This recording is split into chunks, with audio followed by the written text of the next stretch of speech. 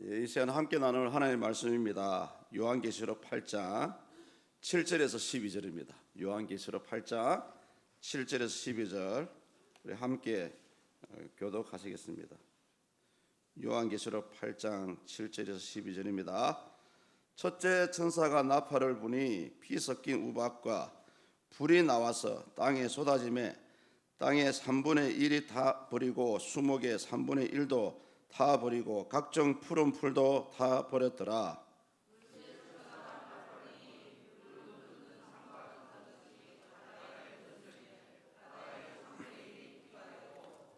바다 가운데 생명 가진 피조물들의 3분의 1이 죽고 배들의 3분의 1이 깨지더라.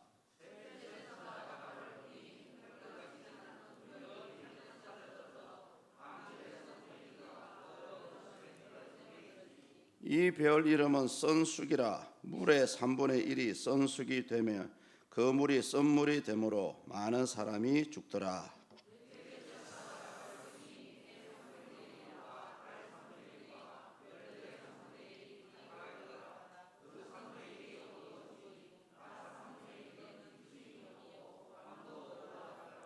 아멘.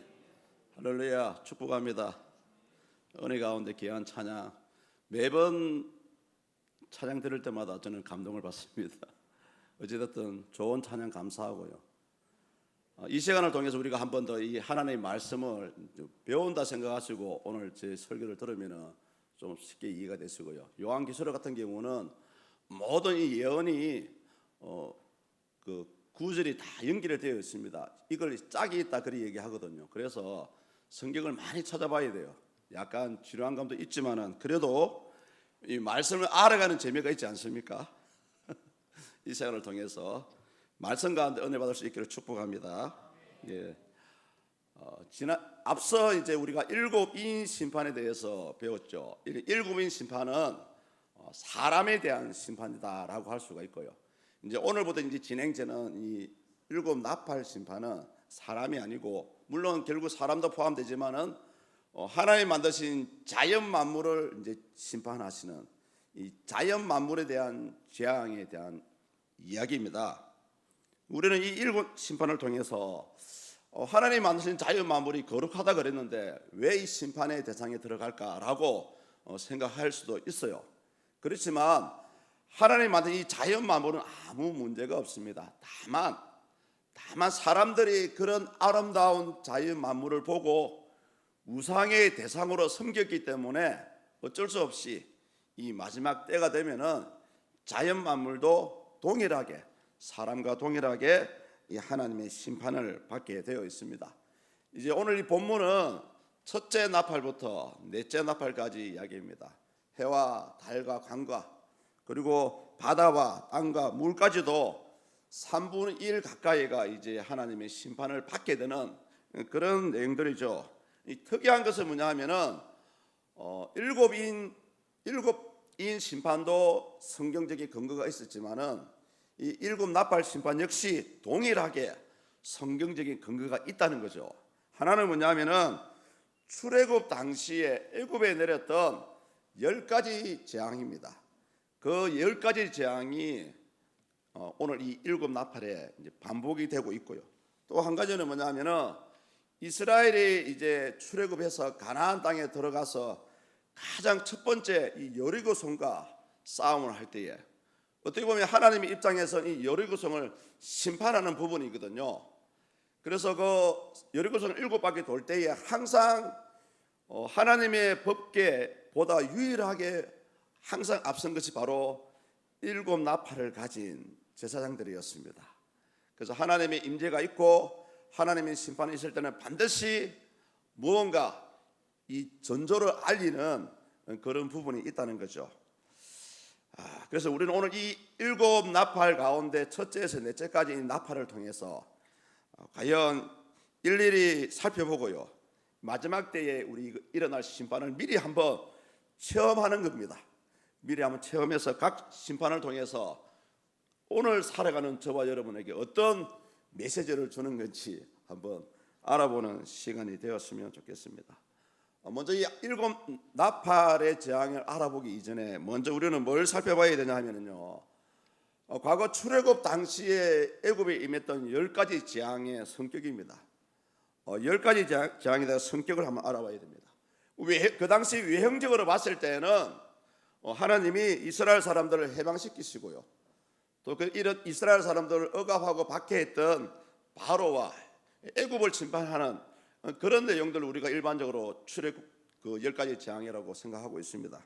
그런데 실질적으로 이 신학자들은 그렇게 생각하고 있지 않습니다. 사실은 하나님께서 굳이 바로의 마음을 완악하게 만들었거든요.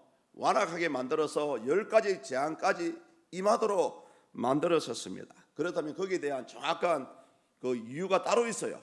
그것은 뭐냐면은 한마디로 여호와 하나님만이 참 신이라는 것을 보여주기 위해서 이 애굽 땅에 10가지 재앙에 이르는 무서운 재앙을 내리게 되었죠. 출애굽기 12장 12절에 보시면은 그 이유를 명확하게 말씀하고 있습니다.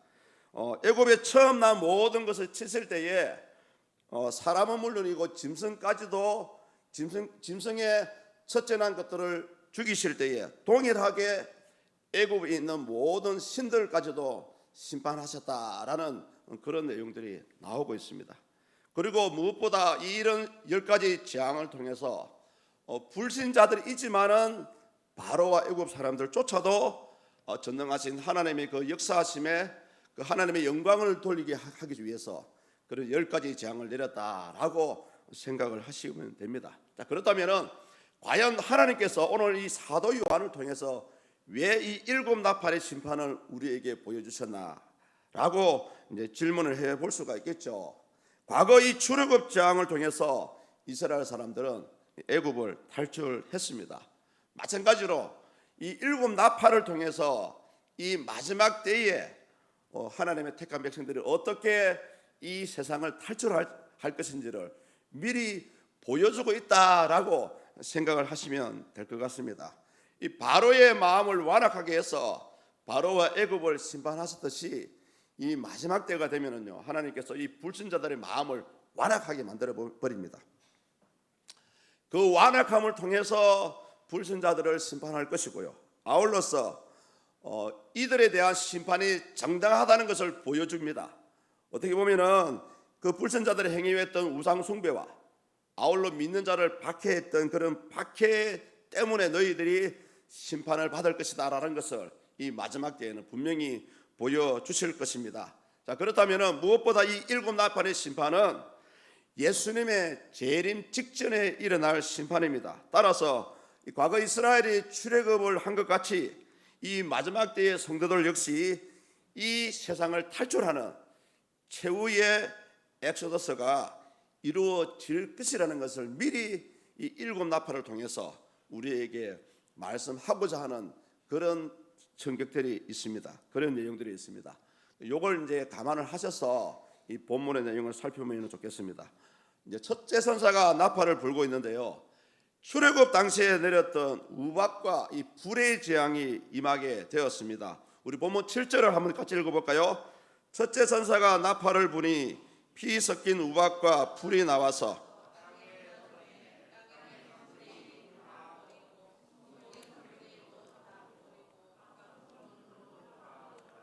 아멘.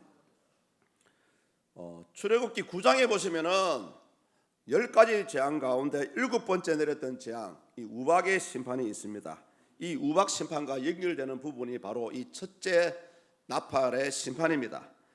출애굽기 9장 23절과 24절에 보면요, 이런 내용이 나오죠.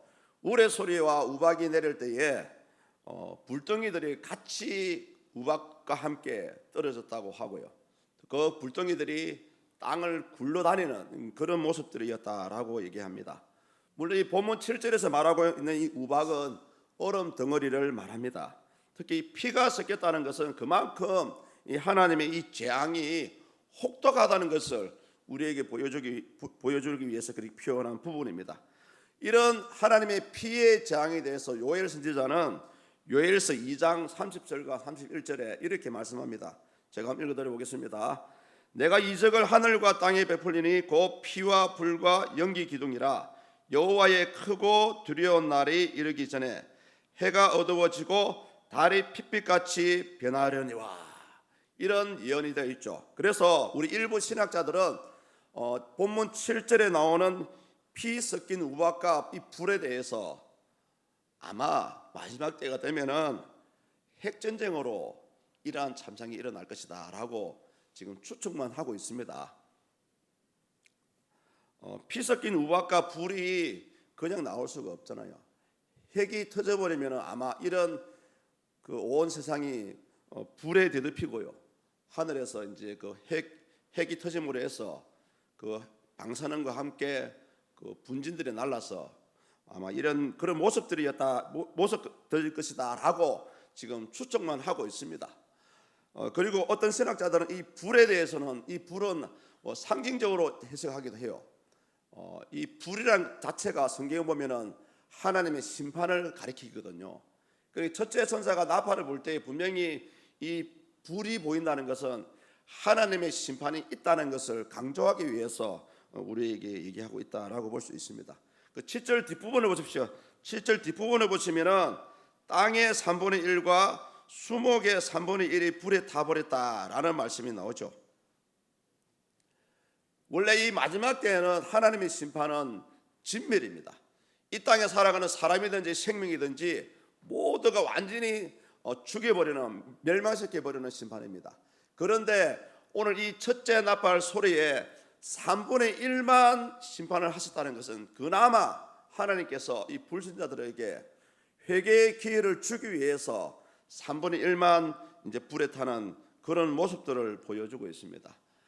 그때가 되어서 비록 이런 하늘의 징조가 있고요, 하나님의 심판이 있다 할지라도 불신자들은 마음이 완악하기 때문에 그런 기회를 주셔도 그 당시에는 사람들이 회개하지 않을 것이다 라고 우리 신학자들은 생각합니다. 특히 7절에 보시면은 수목이라는 말이 나오죠. 수목을 이제 심판하는 내용이 나오는데, 여기서 말하는 수목은 원문에서는 사람이 먹을 수 있는 과실나무를 가리키는 말입니다.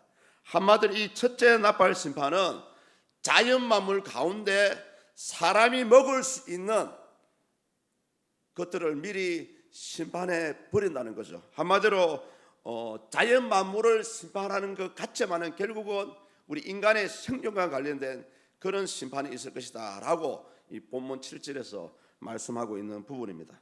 이제 이어서 두 번째 천사가 나팔을 부는데요, 큰 산이 바다에 던져지는 재앙이 임하게 됩니다. 바다 역시 3분의 1이 이제 피가 되는 심판을 받게 되죠. 8절입니다. 제가 한번 읽어볼게요. 둘째 천사가 나팔을 부니 불붙은 큰 산과 같은 것이 바다에 던져지매 바다의 3분의 1이 피가 되고. 여기서 우리의 눈을 끄고 있는 것은 불붙은 큰 산입니다. 성도님들, 이 불붙은 큰 산은 무엇을 상징합니까? 무엇을 가리키는 말입니까? 약간 상상이 되죠. 산에 불이 붙으면 뭐가 터진 거예요? 화산이 폭발하는 거죠. 화산이. 이 화산이 심해지면은요, 용암이 완전히 흘러 넘쳐가지고 도시를 뒤덮기도 하고요, 너무 양이 많은 경우는 바다까지도 뒤덮어 버립니다. 실질적으로 과거에 이런 사건들이 우리 지구상에 있었습니다. 폼페이 최후의 날이라는 영화를 보시면은, 혹시 보신 분이 계시면 모르겠지만은 그 폼페이 최후의 날 영화를 보시면은 용암이 얼마나 양이 많았던지 온 도시를 뒤덮어 버리고요, 끝내는 바다까지 뻘건 용암이 타오르는 그런 장면들이 도출이 되었습니다. 역사적으로도 마찬가지입니다. 사실은 이 사도 요한이 이 계시록을 기록하기 20년 전에 AD 79년 8월에 베수비오스 화산 들어보셨습니까? 베수비오스 화산이 실질적으로 폭발해 버렸습니다. 그래서 당시 그 세계에서 가장 아름다운 해안을 가진 이탈리아 남부 나폴리 가보셨나요? 그 나폴리 해안 가운데 있는 폼페이라는 도시가 하루아침에 이 화산이 폭발해서 완전히 멸망해 버렸습니다. 어떤 분들은 폼페이 도시가 원래 있지 않았다, 가상의 도시다라고 얘기하는데요, 사실은 여러분, 그 용암 때문에 그 도시가 완전 파묻혀 버린 거예요. 그래서 역사적으로 1592년도에 하수도 공사를 하기 위해서 땅을 파보니까 실질적으로 이 폼페이라는 도시가 발견이 되었습니다. 현재 기준으로 도시의 3분의 2가 복구가 되었고요. 다 발견이 되었어요. 도시의 광장이라든지 목욕탕, 원형극장 등이 발견되고요. 얼마 전에 그 TV 다큐멘터리에 보니까 그 사람이나 짐승이 그 용암에 뒤덮여 가지고 실물 그대로 있던 모습들을 보여주기도 했고요. 가장 인상에 남는 부분은 사랑하는 남자가 껴안아 가지고 껴안은 채로 화석이 되어 온 부분도 발견이 되었습니다. 그런데 이 불붙은 큰 산에 대해서 구약에서 보면은 예레미야서가 이미 우리에게 예언을 하고 있더라고 보니까요. 예레미야서 51장 25절입니다. 우리 화면 한번 띄워 보십시오. 다 같이 한번 읽어볼까요? 시작. 여호와의 말씀이니라. 나는 내 원수라. 나의 손을 내 위에 펴서 너를 바위에서 굴르고 너로 불탄 산이 되게 할 것이니. 예, 불탄 산이 되게 할 것이니. 성경에서 불은 정확하게 하나님의 심판을 가리키고요. 여기 나온 이 산은 종종 하나님의 심판의 대상이 되는 나라를 가리키는 말입니다. 실제 산이 아니고요. 하나님이 심판하고자 하는 나라를 가리키는 말입니다. 그래서 이 예레미야 선지자가 말하는 이 산은 그 당시 전 그 유럽을 지배했던 바벨론, 이 바벨론 나라를 가리키는 말입니다. 바벨론이 하나님의 도구로 사용되었지만은 교만하고 하나님의 명령을 버렸기 때문에 도리어 나중에는 이 바벨론이 하나님의 심판을 받게 되는 그런 내용들이죠.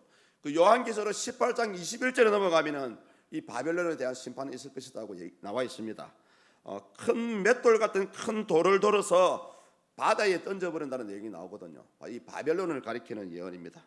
따라서 이 둘째 나팔의 심판은 하나님 보시기에 악을 행하고 우상을 행하는 악한 나라를 심판하겠다는 그런 내용들이죠. 특히 8절 하반절을 보십시오. 하반절 보시면 이런 얘기 나오죠. 바다의 3분의 1이 피가 되고 나오죠. 예, 바다의 3분의 1이 피가 되고 출애굽기 7장 20절에서 21절에 보면은 첫 번째 재앙으로 그 애굽의 강이 피가 되는 장면이 나옵니다. 그 내용입니다. 그 내용을 근거로 해서 얘기하는 부분이에요. 모세와 아론이 여호와께서 명령하신 대로 행하여 바로와 그의 신하의 목전에서 지팡이를 들어 나일강을 치니 그 물이 다 피로 변하고 나일강의 고기가 죽고 그 물에서 악취가 나고 애굽 사람들이 나일강 물을 마시지 못하며 애굽 온 땅에 피가 있으나. 예, 이처럼 이 둘째 나팔의 심판 역시 사람과 사람의 생명과 연결됩니다.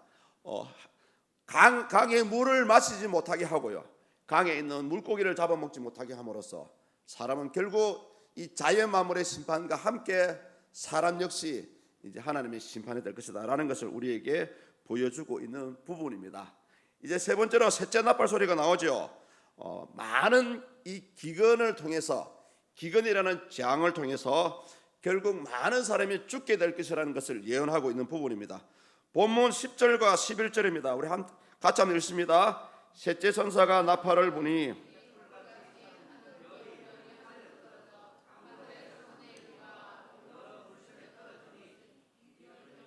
썬숙이라. 물의 3분의 1이 썬숙이 되매 그 물이 썬물이 되므로 많은 사람이 죽더라. 예, 햇불같이 타는 큰 별이 하늘에서 떨어진다는 말씀이 나옵니다. 이거는 현대 과학적으로도 증명이 되죠. 그 우주에서 지구로 떨어지는 것이 있죠. 바로 혜성이나 또는 유성을 가리키는 말입니다. 과거 우리 지구도 헨리 혜성 때문에 지구의 멸망이 왔다라고 한 번씩 그런 해프닝이 벌어졌지 않습니까? 이 마지막 때가 되면은 저 우주 멀리서 먼지와 같은 행성들이 이 지구에 와서 지구에 부딪힘으로써 이제 하나님의 심판이 있을 것이다라고 얘기하는 부분입니다. 여러분, 이 혜성이 별거 아닌 것 같은데요, 이 지구와 충돌하게 되면은 아주 엄청난 파괴력을 만든다고 합니다. 제가 찾아봤어요. 어떤 혜성들이 땅에 지구에 떨어질 때에 그 속도가 굉장히 빠르고요, 또 지구가 끌어당기는 힘이 있습니다. 요거 힘까지 포함해서 보통 초속으로, 시속이 아니고 초속으로 속도가 25km에서 35km까지 속도가 나는 식으로 혜성이 이 지구로 떨어진다고 합니다. 마치 미사일이 떨어지는 속도보다 더 빠른 속도죠. 예를 들면은 그 혜성 가운데 가장 작은 혜성은 지름이 6km짜리 혜성이 있다라고 얘기합니다. 이 지름이 6km짜리 혜성이 규모는 작지만은 만약에 초속 25km로 지구에 떨어지게 된다면은 여러분 그 폭발력이 얼마나 큰지 아십니까? 과거 히로시마 원폭에 떨어졌던 그 원자폭탄에 3억 4천만 배, 3억 4천만 배의 폭발이 일어난다라고 합니다. 만약 이것이 지구와 충돌하게 된다면은 지구는 산산조각이 나고도 남을 것입니다. 근데 우리 이제 신학자들은 이렇게 횃불까지 타는 큰 배를 비유적으로 해석할 필요 있다라고 얘기하거든요. 7절에 나와 있던 피 섞인 우박이나 8절에 나오는 불붙은 큰 산과 같이 이 하나님의 심판이나 형벌을 나타내는 상징으로 이렇게 생각하는 것이 무난하다라고 생각이 되어집니다. 성도님들, 원자 핵전쟁이 일어나지 않아도 얼마든지 지구를 멸망시킬 방법이 다양하다는 것을 오늘 성경은 우리에게 보여주고 있습니다. 하늘에서 큰 별이 떨어진다면, 하나의 유성과 같은 헬리해성과 같은 별이 떨어지게 된다면 이 지구는 그 순간에 폭발하고 흔적도 없이 사라질 것입니다. 특히 그 10절에 보십시오. 10절에 보시면은 강이나 물샘에 떨어진다는 말이 나오죠. 왜 하나님께서 이 강과 물샘을 심판하냐 하면은 과거 고대인들은 그들에게 이 물을 공급하는 이 강이나 물이 하나의 우상 숭배의 대상이었다라고 얘기합니다. 그래서 하나님께서는 사람들의 우상 숭배의 대상인 이 강과 물샘을 심판하는 그런 모습을 보여주고 있습니다. 그래서 이 엘 모리스라는 신학자는 이 하나님의 진노의 대상이었기 때문에 횃불같이 타는 큰 별이 이 강과 물샘에 떨어지게 되었다라고 이렇게 이제 주장을 하고 있죠. 그리고 11절에 보십시오. 11절에 보시면은 생소한 단어가 나오죠. 선숙. 예. 횃불까지 타는 큰 배를 선숙이라고 이름하고 있습니다. 구약에 보면 이 내용이 나와요. 구약에서 이 선숙은 고통이나 슬픔을 상징하는 그런 말입니다. 그런데 예레미야 선지자는 이 선숙에 대해서 우리에게 자세하게 가르쳐 줍니다. 예레미야서 9장 15절이나 예레미야서 23장 15절에 보면은 이 선숙에 대해서 말합니다. 제가 한번 읽어 들어보겠습니다. 예레미야서 9장 15절입니다. 그러므로 만군의 여호와 이스라엘 하나님께서 이와 같이 말씀하시니라. 보라, 내가 그들 곧 이 백성에게 쑥을 먹이며 독한 물을 마시게 하고. 성도님들, 지금은 말세 가운데 말씀입니다. 그렇다면 이 동일한 하나님의 재앙이 이미 이 땅에 임하고 있지 않습니까? 이 선쑥과 독한 물은 한마디로 상한물을 얘기합니다. 상한물. 이 셋째 나팔 재앙은 상한물을 얘기하는데요. 쉽게 얘기하면 자연 만물에 보면 이제 과거하고 오늘날 생각해 보십시오. 과거에 저희들 어릴 때는 강물을 먹기도 하고요, 강에 목욕을 하기도 하고 했지 않습니까? 또 강에 가면은 많은 물고기들이 살았습니다. 근데 오늘날 산업화로 인해서 강이나 강물에 많은 생물들이 죽어가고 있습니다. 심지어 우리 사람들은 이제는 정화된 물이나 생수가 아니면은 먹을 수 없는 지경에 이르렀어요. 제 어릴 때만 해도 마을에 공동 우물이 있었거든요.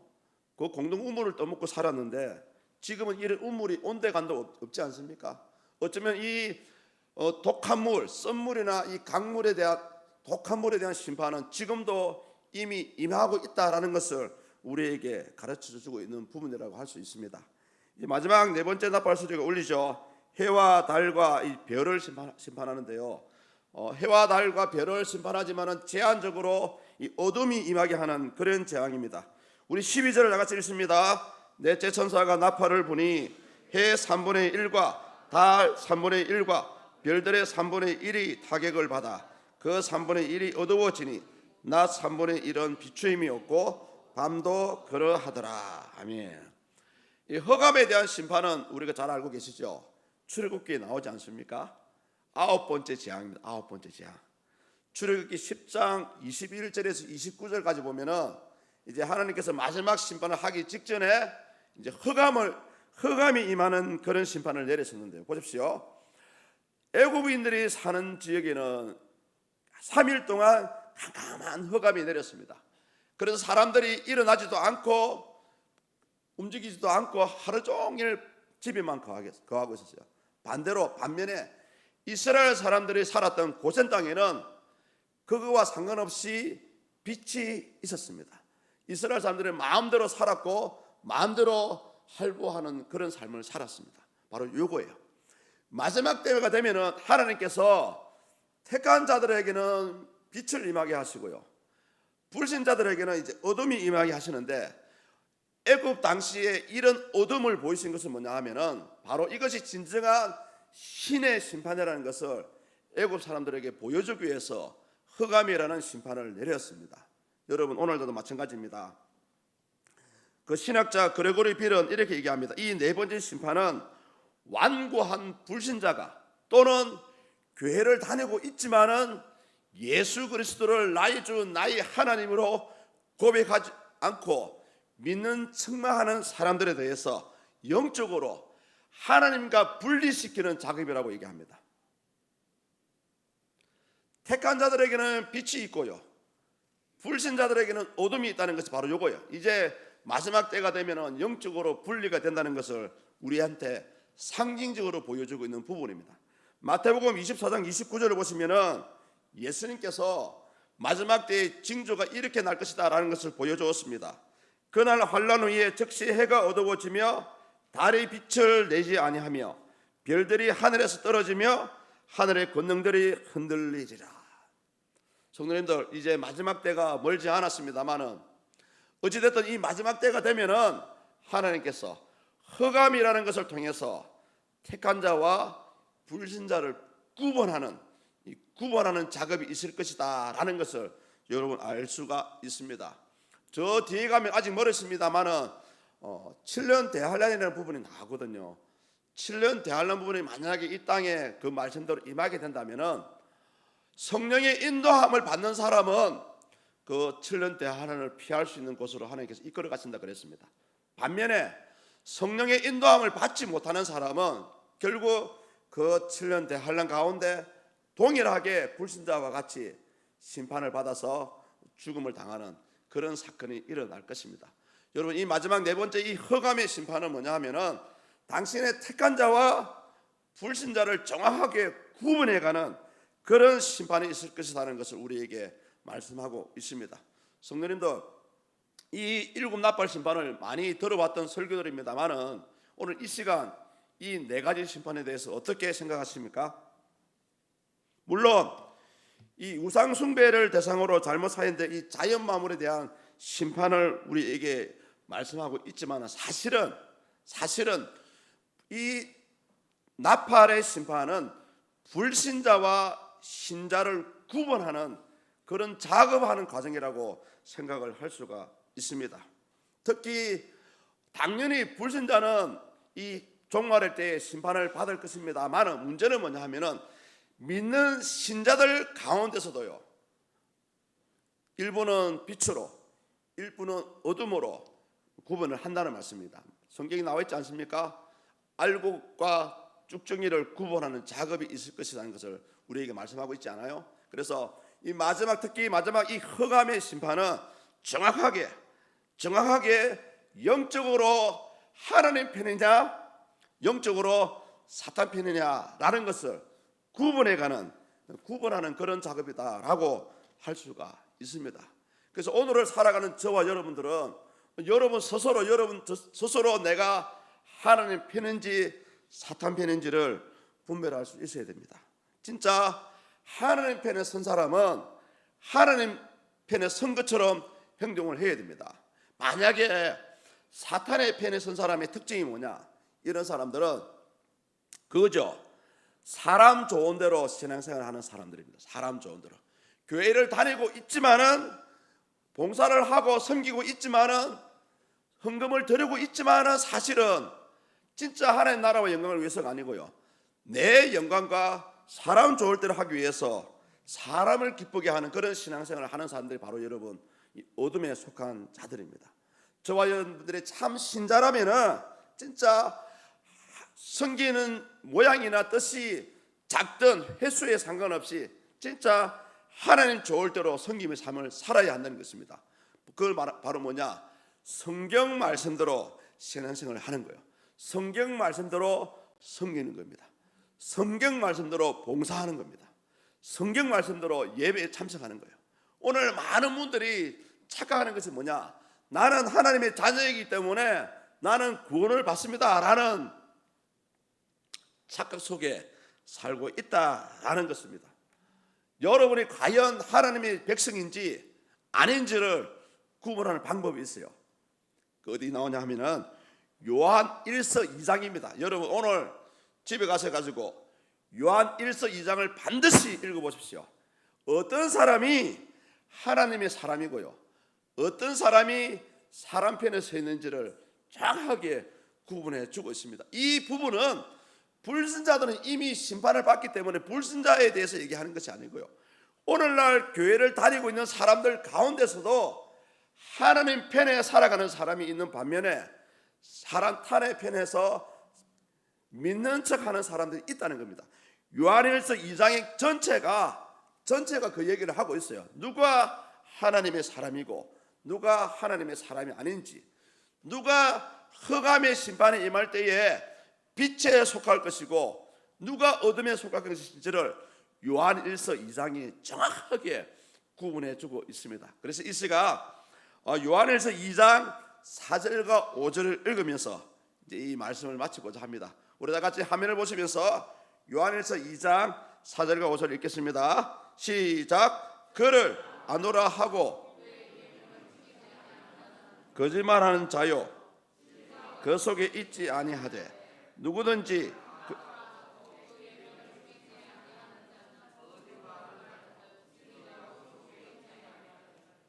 아멘.